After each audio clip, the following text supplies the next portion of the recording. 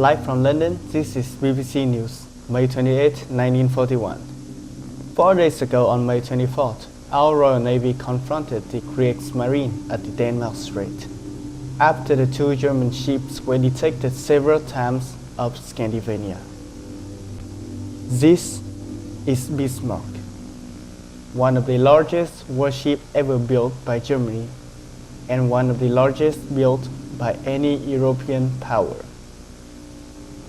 The pride of our nation, HMS Prince of Wales and the battlecruiser HMS Hood fought the German battleship Bismarck and the heavy cruiser Prince Eugen, which were attempting to break out into the North Atlantic to attack our merchant shipping through Denmark Strait.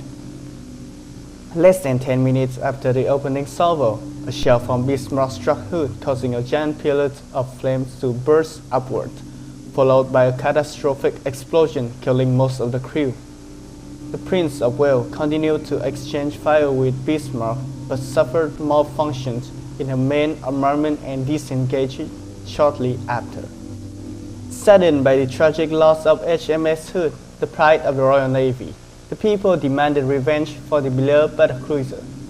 In response, the Navy mobilized all ships at its disposal in North Atlantic to hunt down the war machine responsible for Hood's loss. The Bismarck managed to evade the pursuing home fleet, coming just 300 nautical miles from the coast of Brest in German-occupied France. However, its luck ran out when a swordfish torpedo bomber from HMS Ark Royal, part of Force H stationed in Gibraltar, managed to disable its rudders. With the Bismarck struck sailing in circles unable to maneuver, the home fleet closed in for a decisive engagement. After daybreak on 27 May, King George V led the attack, broadly followed up her port quarter. After a fierce battle, the Bismarck was left a burning wreck from hundreds of British shells, but still afloat. Finally, after a torpedo hit by HMS Gloucestershire to starboard, the Bismarck finally disappeared beneath the surface at 10:40 a.m. The following is a comment by a representative of the Admiralty. Most of us Navy members had someone we knew aboard the Hood. When the news finally came that the Hood had sunk, likely with heavy loss of life, the entire country mourned her loss. The Hood was not just a warship, but a symbol of our dominance over the seas for many grids.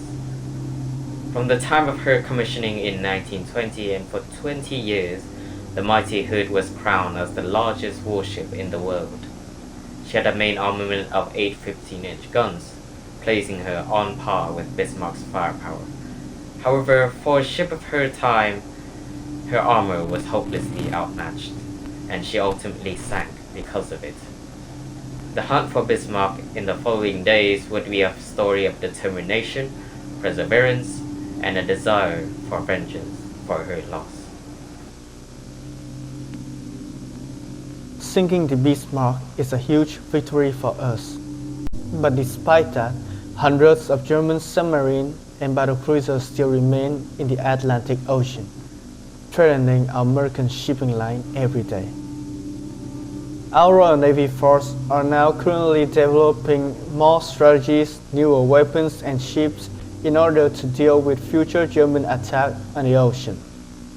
But damage already done will disappearing be that easy. Only one thing glaringly certain: we will fight to our last breath.